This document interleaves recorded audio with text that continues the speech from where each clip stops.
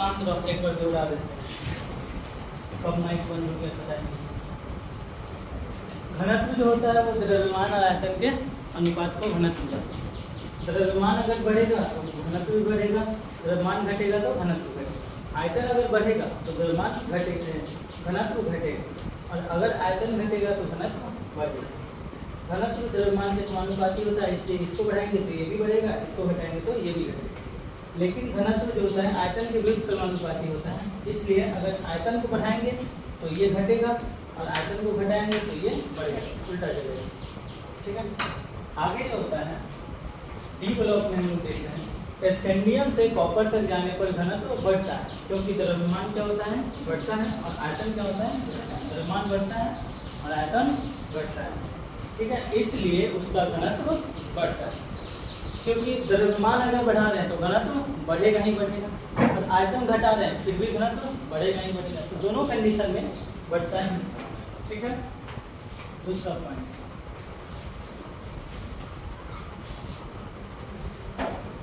Zinc के घनत्व, zinc के घनत्व का मान अचानक घट जाता है, अचानक घट जाता है। जिंक के घनत्व का मान अचानक घट जाता है,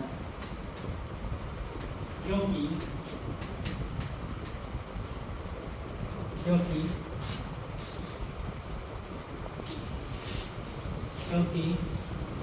इसका द्रव्यमान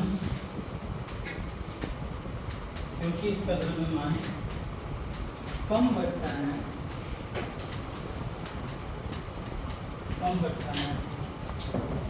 और आयतन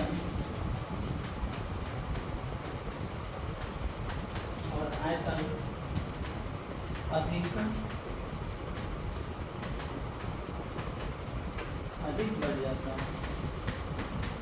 द्रव्यमान कम बढ़ता है लेकिन आयतन बहुत ज़्यादा बढ़ जाता है, जिसके कारण इसका घनत्व घट जाता है और अचानक से घटता है।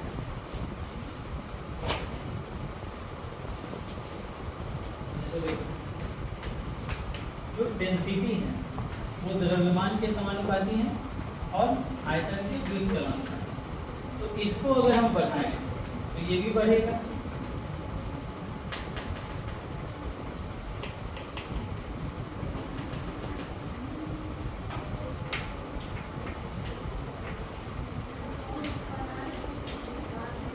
ये भी बढ़ेगा। ठीक है। अगर द्रव्यमान बढ़ाते हैं तो ये भी बढ़ेगा, तो द्रव्यमान कम बढ़ता है तो डेंसिटी कम बढ़ेगा, और आयतन बहुत ज़्यादा बढ़ जाता है तो डेंसिटी बहुत ज़्यादा घट जाएगी। यानी अगर मान लो पहले से 10 पर है तो बढ़ा 5 और घट गया 20, तो ज़्यादा जिसका प्रभाव पड़ेगा वही गिना जाएगा। ठीक है। जो मान लो कोई लंबा भी है और मोटा भी है, जो ज़्यादा मोटा है तो उसको मोटू बोलता है, और जो ज़्यादा लंबा है उसको लंबा, तो जिसका प्रभाव ज़्यादा होता है उसी के आधार पर बोला जाता है। तो यह बढ़ कम रहा है, घट ज़्यादा रहा है, इसलिए घनत्व घट जाएगा। कोई दिक्कत ऐसा नहीं है, द्रव्यमान भी बढ़ता है लेकिन द्रव्यमान की तुलना में घनत्व आयतन ज़्यादा घट जाता है, इस वजह से घनत्व क्या हो जाता है, घट जाता है। कोई दिक्कत परेशानी नोट कर लिए हैं। अब आयतन हेडिंग लगाएंगे, रुक जाए, हाँ ठीक है रुक जाए,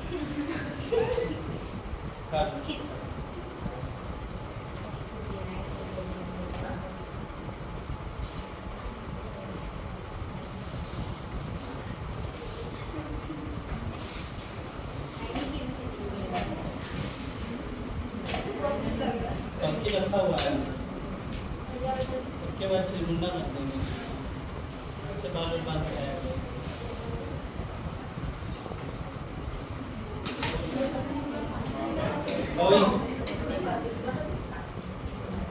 हो गया, नोट कर लिए। हेडिंग लगाओ आयरन एंथैल्पी, आयरन एंथैल्पी।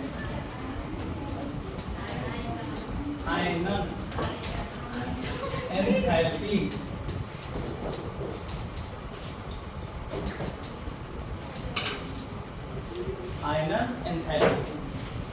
भाई जब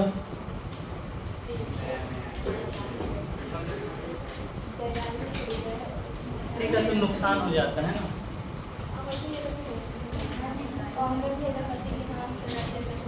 मौका अगर मिलता है तो उसका गलत फायदा उठाना। हो गया, हेडिंग लगा लिए। देखो अब पहले आयनन एंथैल्पी होता क्या है, कोई बता सकता है आयनन एंथैल्पी किसको कहते हैं?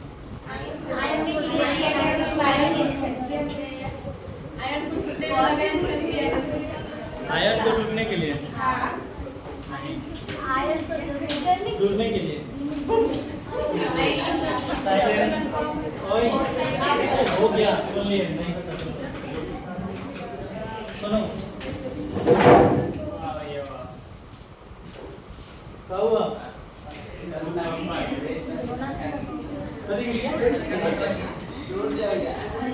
अरे टूटा हुआ पहले से। देखो इधर देखो, किसी, अरे हो गया, इधर देखो, किसी परमाणु या अणु को आयन में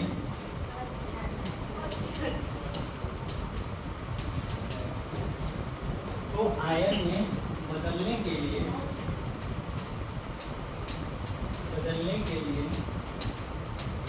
दिया गया ऊष्मा या ऊर्जा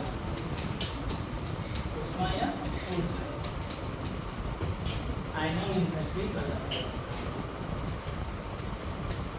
आयनन एंथैल्पी कहलाता है। आयनन एंथैल्पी को किसी नोट करते हैं?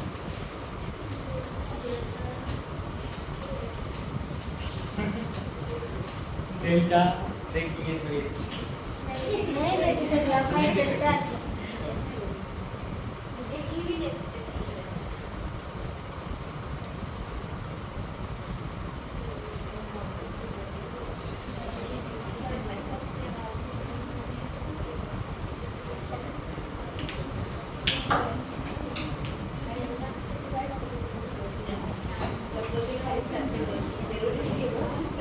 साइलेंस।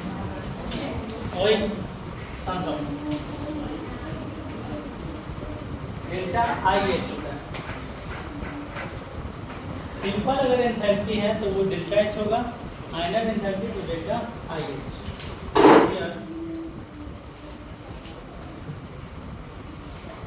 डेल्टा आई एच जो है ये आयनन एंथैल्पी है।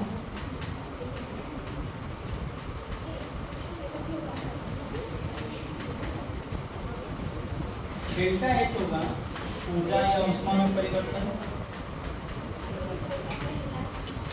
ऊर्जा या ऊष्मा,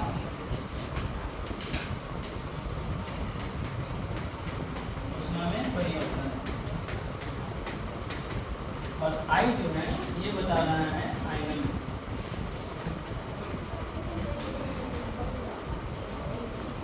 आई किसको बता रहा है? आयनन, इसलिए डेल्टा आई एच आयनन। अब जैसे मान लो H2 है, जो हाइड्रोजन होता है वो अणु अवस्था में रहता है, आणविक अवस्था में, और दूध के फॉर्म में रहता है, अकेला नहीं रहता। इसको सबसे पहले हम ऊर्जा देंगे तो यहाँ पर ये परमाणु में बदलेगा, अलग अलग हो जाएगा। क्या हो जाएगा? अलग अलग हो जाएगा। किसमें बदल जाएगा? 2H में बदल जाएगा, अलग अलग हो जाएगा दोनों। ऊर्जा दिए, अब इसको हम फिर से ऊर्जा देंगे। फिर से जब ऊर्जा देंगे तो ये 2H प्लस बनेगा और 2 इलेक्ट्रॉन बाहर हो जाएगा। तो यहाँ जो ऊर्जा दिए वो कहलाएगा परमाणविक ऊर्जा। यहाँ जो ऊर्जा दिए हैं ये कहलाएगा परमाणविक ऊर्जा। परमाणविक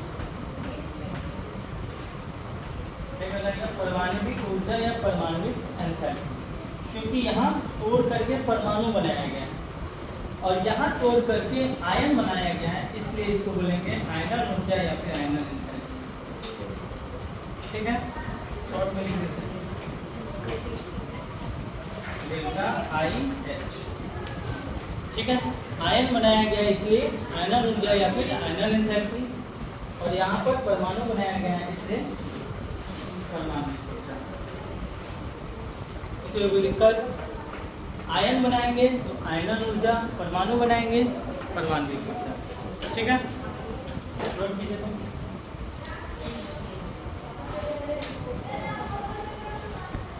आयन को तोड़ते तब परमाणु नहीं बनता, परमाणु को तोड़ते तब आयन बनता।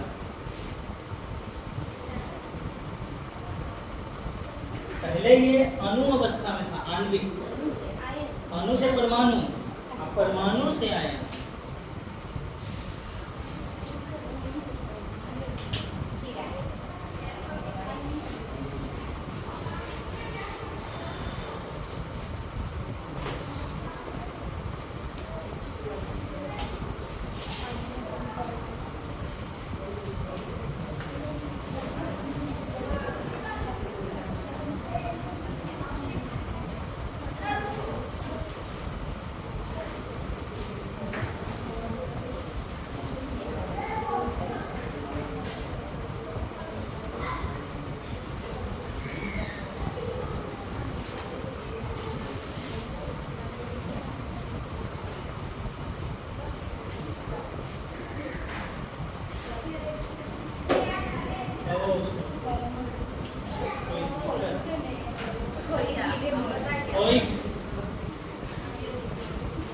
हो गया।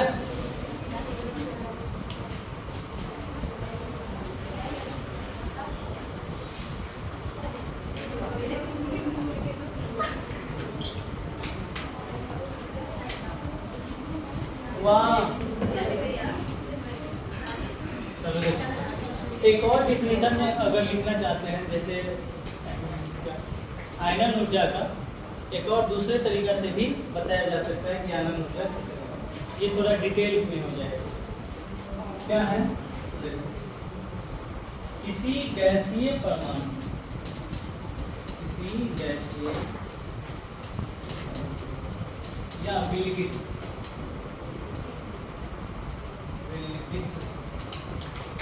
किसी गैसीय या विलगित परमाणु के बाह्यतम कक्षा से इलेक्ट्रॉन निकालने के लिए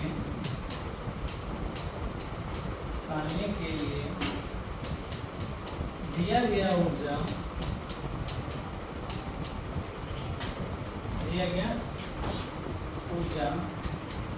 या ऊष्मा आयनन एंथैल्पी का आयनन एंथैल्पी।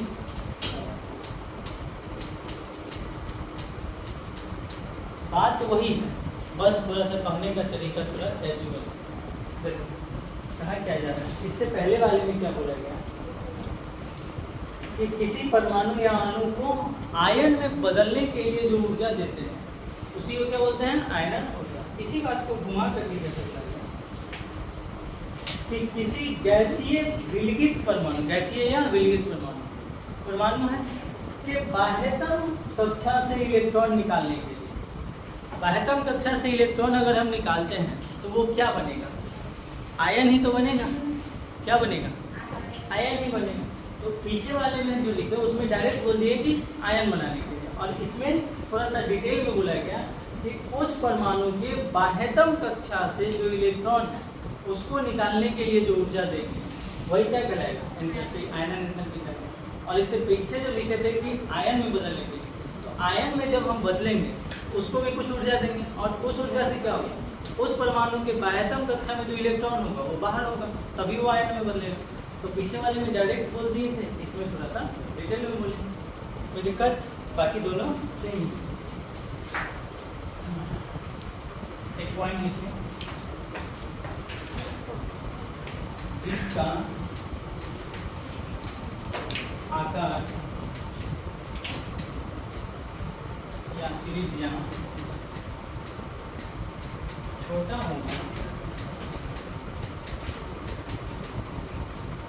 उसका आयनन एंथैल्पी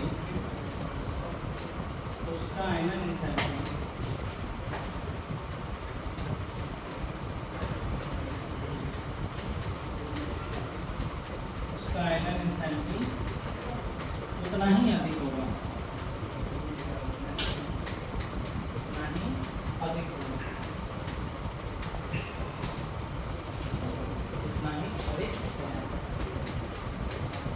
इसका आकार और त्रिज्या जितना छोटा होगा उसको उतना ही ज़्यादा ऊर्जा चाहिए होगा अपने बंध को तोड़ने के लिए। तो अगर किसी का त्रिज्या कम है तो उसका आयनन ऊर्जा ज़्यादा, त्रिज्या बढ़ेगा आयनन ऊर्जा घटेगा। अर्थात या डेट मीन्स जो आयनन ऊर्जा होता है वो आकार और त्रिज्या के विरुद्ध समान होगा।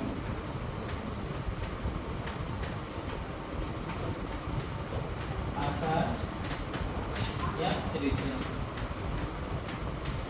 त्रिज्या बढ़ेगा तो आयनन ऊर्जा घटेगा, त्रिज्या अगर घटेगा तो आयनन ऊर्जा बढ़ेगा। कोई दिक्कत परेशानी ना? जैसे कि जो जितना छोटा होता है उसको उतना ही पकड़ना मुश्किल होता है। आप किसी बड़े को जल्दी पकड़ लीजिएगा, छोटा को नहीं पकड़ पाइएगा जल्दी, वही हाल यहाँ है।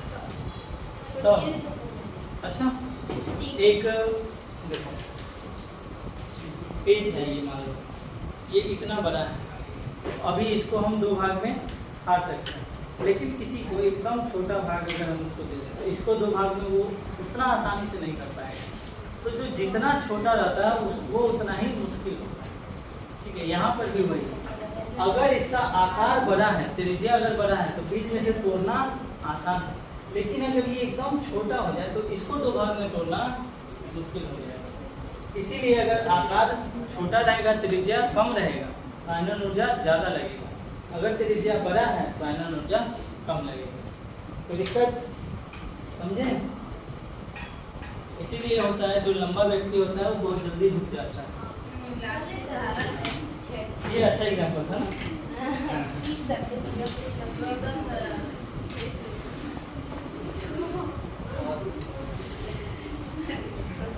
एक और पॉइंट है, इसको नोट कर लिए पॉइंट कौन है? पॉइंट संक्रमण धातुओं के किसी श्रेणी में, संक्रमण धातुओं के किसी श्रेणी में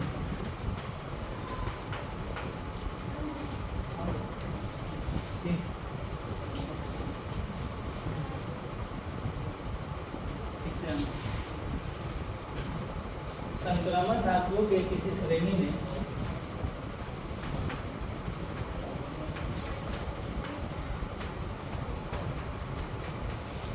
अगला लेकर के मजाक उड़ा रहा है, बता दो जो पूछता है।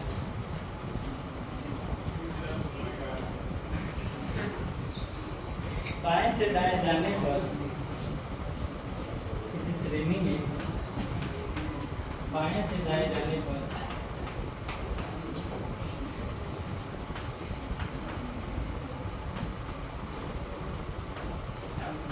बाएं से दाएं जाने पर आयनन ऊर्जा बढ़ता है,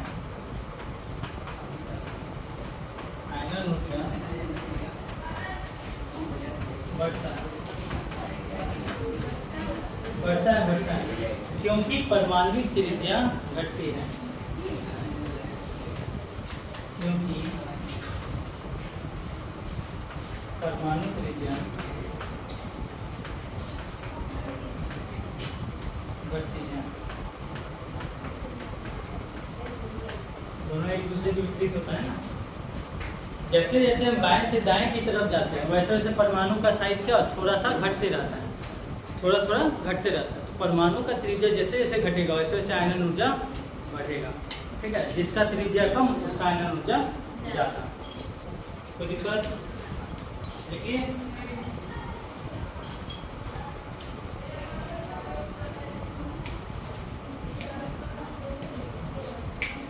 पैराग्राफ चेंज करके लिखेंगे, लेकिन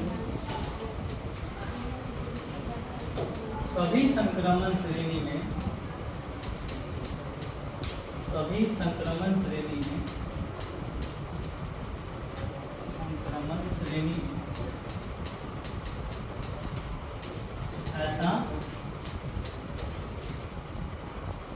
नहीं होता, ऐसा नहीं होता,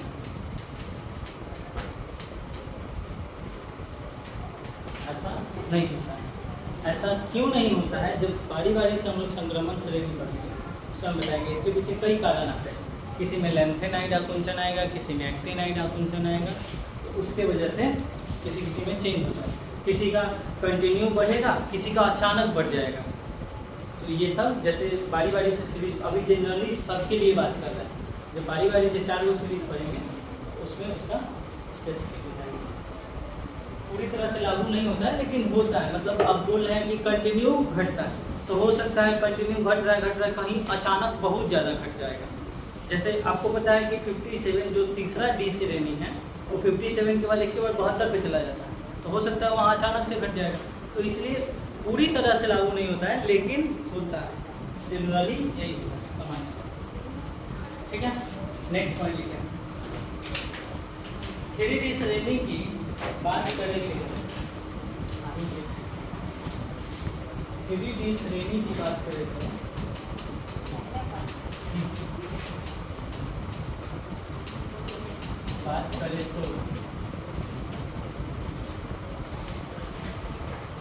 धातुओं की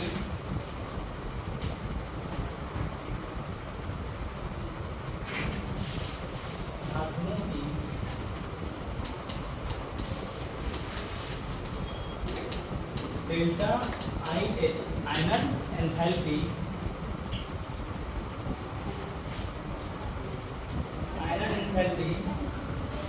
की अनियमित प्रवृत्ति देखने को मिलती है, कि अनियमित प्रवृत्ति देखने को मिलती है,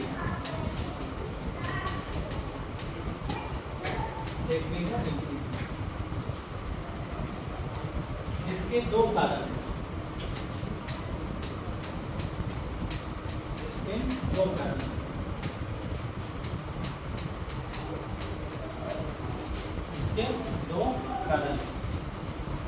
जैसे हो सकता है कि धातु का जो जनरली गुण होता है वो इलेक्ट्रॉन देने का होता है। धातु क्या करता है? इलेक्ट्रॉन देना चाहता है। लेकिन अगर मान लो कोई धातु जैसे जिंक हो गया, तो जिंक अपना इलेक्ट्रॉन देना नहीं चाहेगा क्योंकि वो उसका कक्षक पहले से भरा हुआ है। तो कक्षक से पूरा भरा हुआ होता है या आधा भरा हुआ होता है, तो वो देना नहीं चाहता है, क्योंकि जब देगा तो अस्थायी हो जाएगा, पहले से अस्थायी, और जब देगा तो अस्थायी। जैसे इसी क्लास में अभी तुम लोग बैठे हुए, मान लो किसी को खड़ा कराने के लिए हम बोले खड़ा हो, अब थोड़ा सोचेगा, 2-3 बार बोलेंगे तब खड़ा होगा, क्योंकि वो अस्थायी हो गया, खड़ा ना रहेगा, पैर दर्द करेगा, तो वो अस्थायी हो जाएगा। तो अस्थायी होना नहीं चाहेगा, इसीलिए जब आप सोते हैं तो उठने का मन नहीं करता है। ठीक है, वहाँ पे अस्थायी रहा। तो सबका हो सकता है, किसी का पूर्ण भरित होगा, किसी का अर्ध भरित होगा, इसलिए वो आयन में बदलना नहीं चाहेगा, या फिर एक्टिनाइड आकुंचन, लेंथेनाइड आकुंचन, तो ये सब की वजह से भी। जिसके 2 मुख्य कारण हैं, परमाणु के अनियमित आकार और ऊर्जाओं का पुनर्गठन एवं विनिमय ऊर्जा। पहला कारण देखें नंबर 1 में, परमाणु में अनियमित आकार, परमाणु में अनियमित आकार,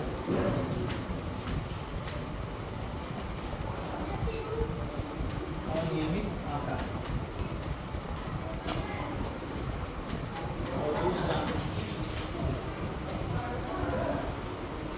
ऊर्जाओं का पुनर्गठन एवं विनिमय ऊर्जा, ऊर्जाओं का पुनर्गठन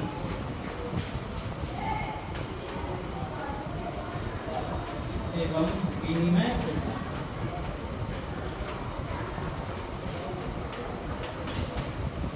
पुनर्गठन एवं विनिमय ऊर्जा।